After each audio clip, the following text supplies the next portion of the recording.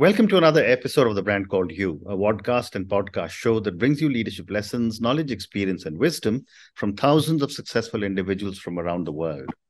I am your host, Ashutosh Garg, and today I'm delighted and privileged to welcome a very, very healthy 79-year-old in her own words, and we will talk about wellness, Maria Jackson from Las Vegas, Nevada, USA. Maria, welcome to the show.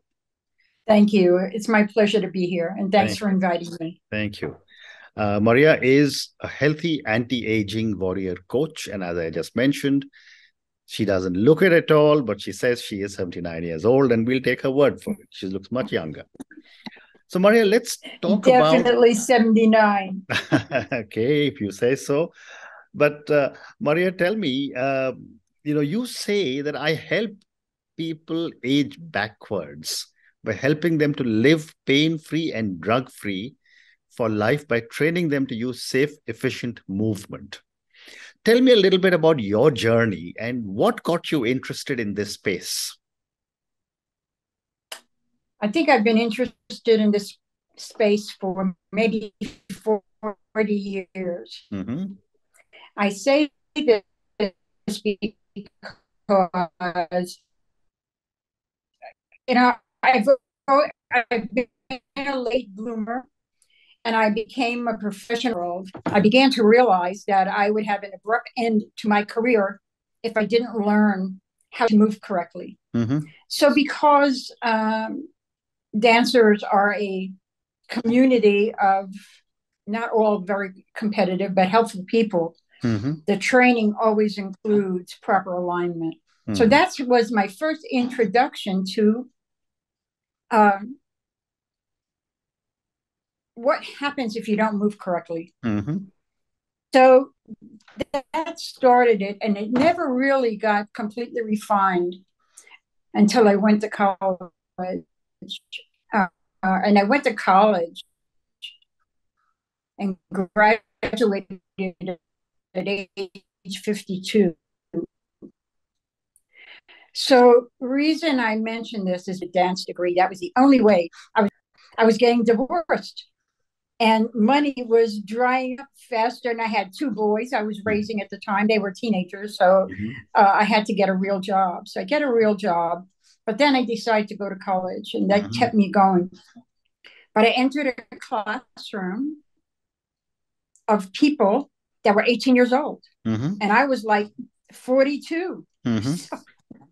So, but I realized that I was able to move and complete movement phrases better than they did. I was trained in ways that they hadn't experienced yet. Wow. So that's when I realized age is a number. Age is a number, because if you stop moving, and if you stop acting, if you stop living as though you can move, which probably a lot of people at 42, they've made a lot of changes. Correct. I didn't make those changes. So that's what it is. That's when I learned it all. And then I became, raised my children vegetarian, which was not common at the time. And I believe that there is no reason for the type of aging that we see. People with walkers, people with wheelchairs, people ill in ways that it's terrible, because I took care of my mother until she passed. My mother was 98 when she died, but for many years she was not well. And I realized all this, and this is where it is. This became my passion, because I started realizing that there were a lot of people who were not connecting the dots. Maria, you just mentioned that you raised your children vegetarian. Yes. How important is being a vegetarian to good health? I believe that I believe that early on, this has been my experience. I was vegetarian for 25 years. Okay. I'm not vegetarian now. I'm on the ketogenic lifestyle, but it's still a low animal protein. It's not eating tons of protein. That's the crazy. if you think about a ketogenic plate, half the plate is vegetables, whether they're cooked or not. Then one part of the plate or the other half of the plate can be animal protein or plant protein. So it's not like people think that there's all this meat involved. It's really not. So that was an easy transition for me, and I think it's very healthy. Okay. But I do think vegetarianism, which still combines dairy, butter, eggs, it still combines some animal protein, because I think vegan is extreme. I don't know how you feel about that. No, I agree. I mean, I've been a vegetarian all my life, so of course, I just thought I'd check, though my family isn't, but I have. But, Maria, moving on, you also say that you have not had a cold since 2006, 16 years. How have you managed this? Well, I think I graduated from massage school in 2006. And while I was in school, honestly, I was eating out a lot because I was working full time and going to school. So I was eating out a lot. I was eating a lot of junk. I gained a lot of weight. In fact, I'm a small person. I'm only like 5'4", and I was weighing almost 300 pounds. It was horrible. But once I got out of school, because I had been a vegetarian for all those years, and because I had been health conscious, I started going back to those practices that I knew. And I cut out the eating out. I started taking supplements. No, not a lot, but I started really doing more and more research to what is currently available. And I think supplements today, you can get a lot of supplements, which I firmly believe should really be dehydrated foods, not synthetic vitamins, because there's tons of that out there. Correct. So I lean to real food. Real food. Food is medicine. And I stuck with that. And I think that's how I ended up never getting sick. Amazing. Amazing. My next question to you, Maria, is that do men and women handle aging differently? Yes. I'd love to get your perspective.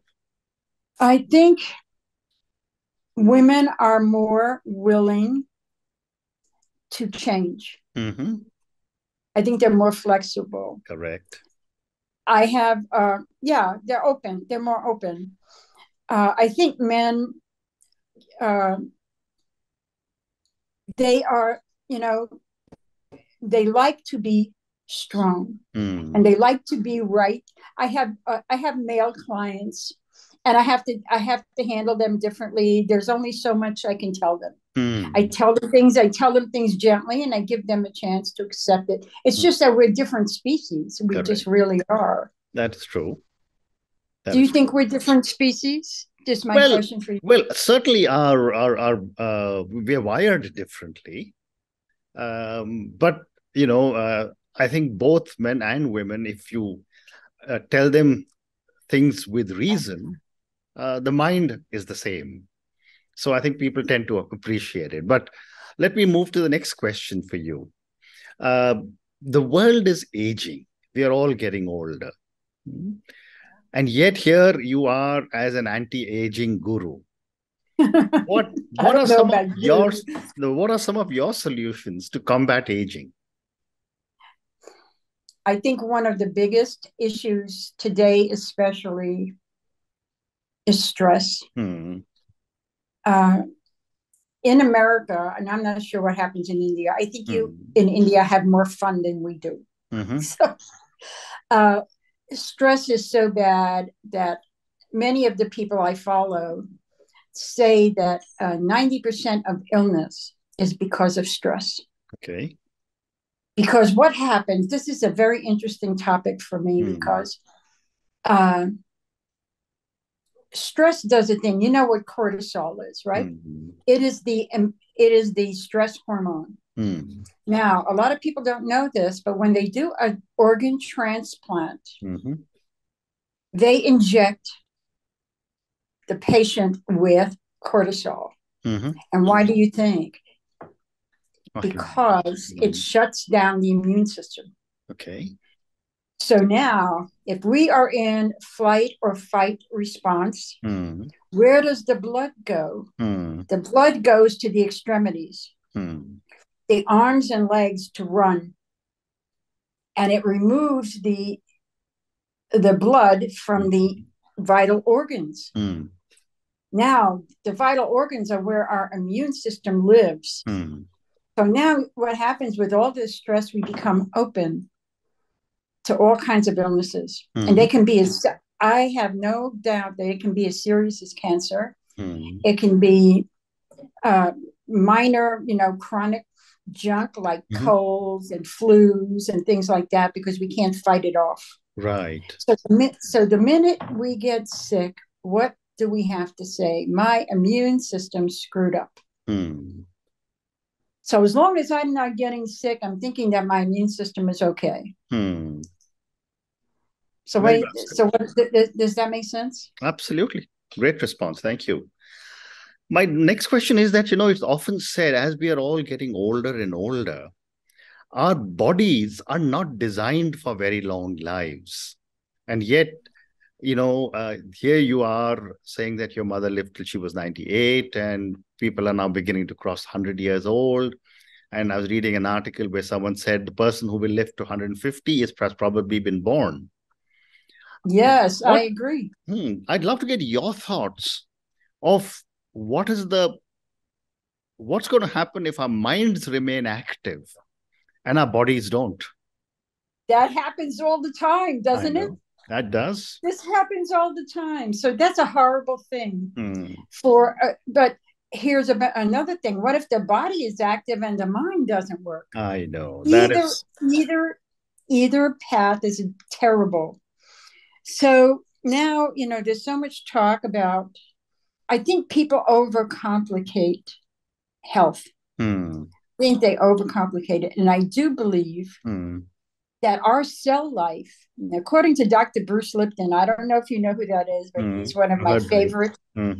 He's one of my favorite people, and he believes that our cell life, he's a cell biologist, and he believes our cells live to 150. So why are we dying?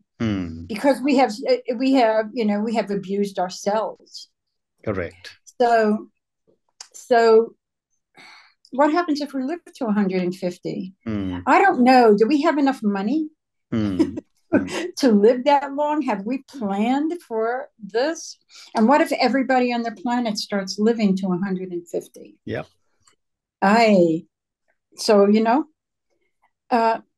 It's food for thought. But the thing is, if you're 150, do you want to be a burden to children?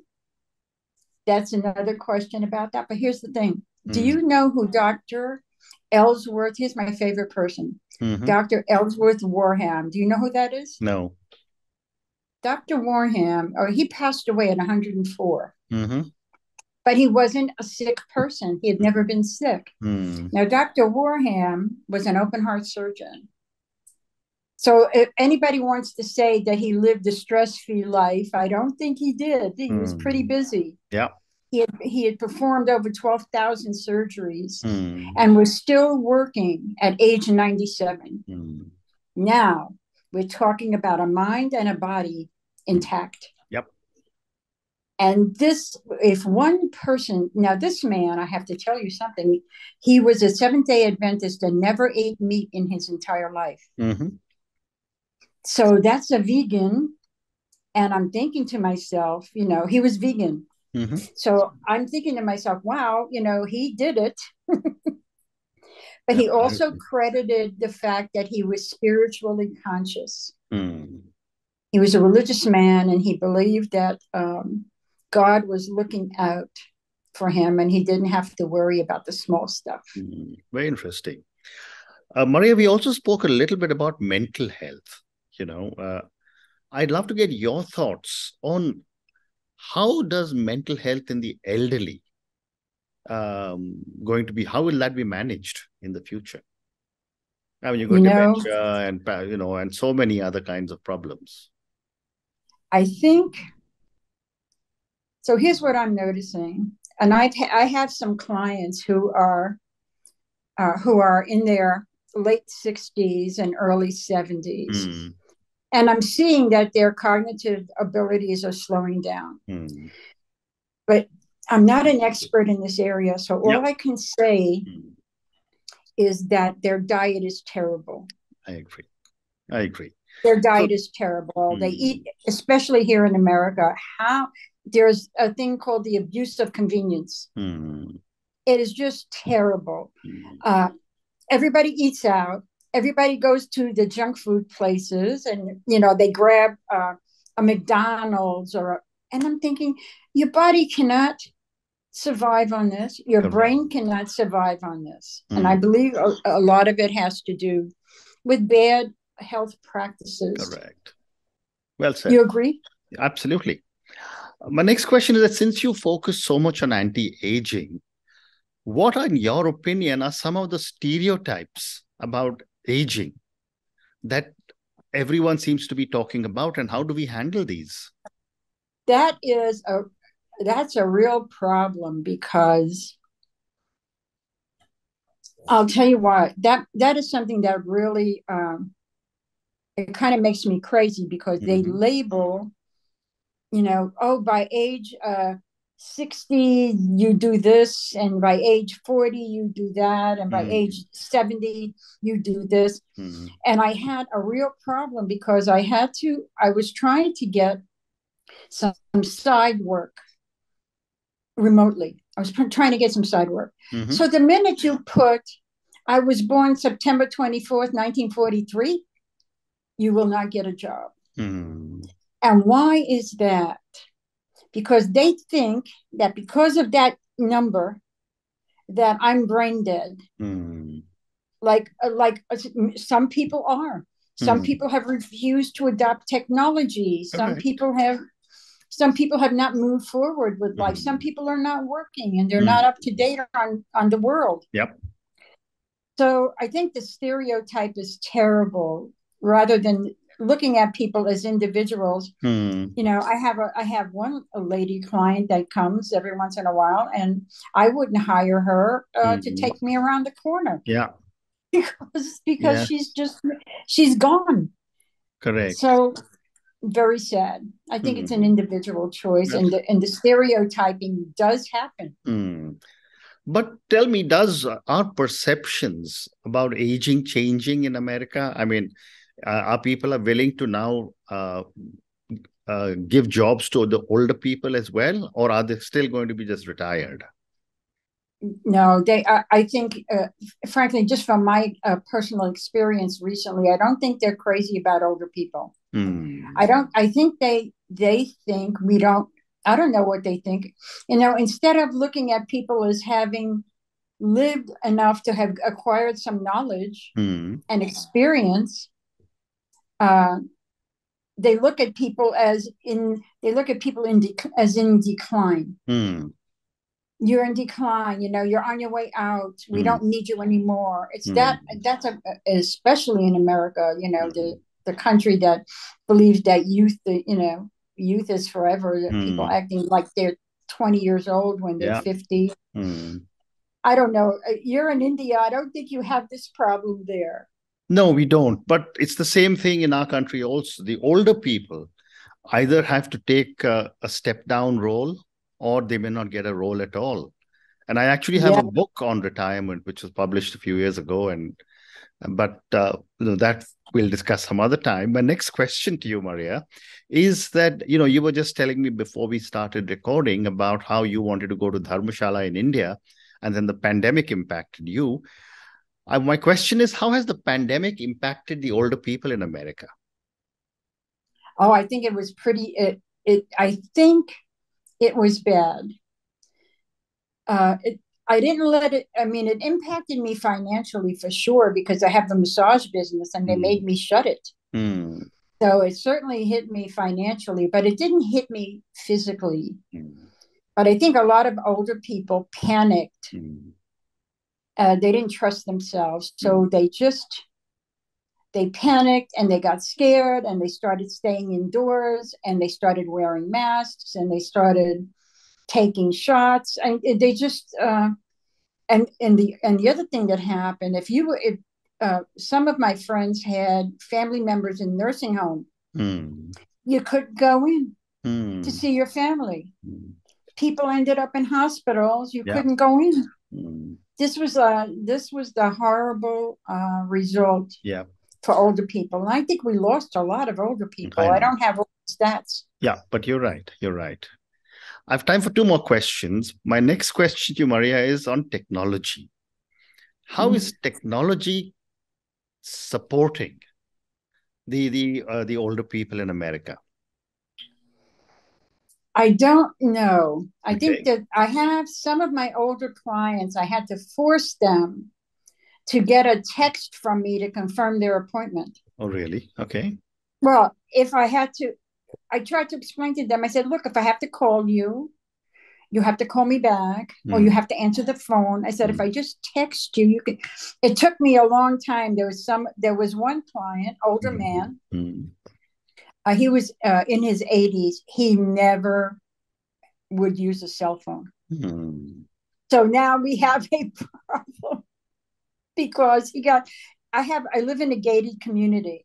So you have to punch the code in. Yeah. So now I got really scared because the man has never missed an appointment and he was never late. And I'm thinking, what happened to him? I'm going to call him at home. So he finally gets in. He was like 20 minutes late and he got locked out. But he couldn't call me to tell me so that I could come there and let him in. Wow. So I agree. And my last question to you. Resistance. I agree. Absolutely. And my last question to you, Maria, and this is for the many, many people who will listen to our conversation. As an anti-aging warrior, as someone who has spent so much time, even just looking after your own health at a very, very healthy and young 79, what would you say are 3 lessons from your own life that you want our viewers and listeners to take away? I think, number one, young people don't believe it's going to happen to them. And they don't. The earlier you start taking care of your diet and taking care of your movement patterns, don't neglect posture, because the posture is everything. It affects all areas of health. So that's number one. Number two, watch that diet. Food is medicine. Don't eat junk food. Vegetarianism or ketogenic diet. Don't do the mainstream stuff. And have fun. Enjoy life. Forget about stress. Trust the universe to jump in and take care of us. It's going to. We're not made of glass, Yep. Oh, wonderful. And on that note, and your 3 wonderful lessons, which is don't neglect your posture, watch that diet, and have fun. Thank you, Maria, for speaking to me. Thank you for talking to me about your journey, about all the work you've been doing as an anti-aging warrior coach. I look forward to talking to you 10 years from now when you'll be looking younger than you are today. Thank you again and good luck. You have a great day or night, whichever way it is. And thank you so much for having me. Thank you. Thank you for listening to the Brand Called You videocast and podcast, a platform that brings you knowledge, experience, and wisdom of hundreds of successful individuals from around the world. Do visit our website www.tbcy.in to watch and listen to the stories of many more individuals. You can also follow us on YouTube, Facebook, Instagram, and Twitter. Just search for the Brand Called You.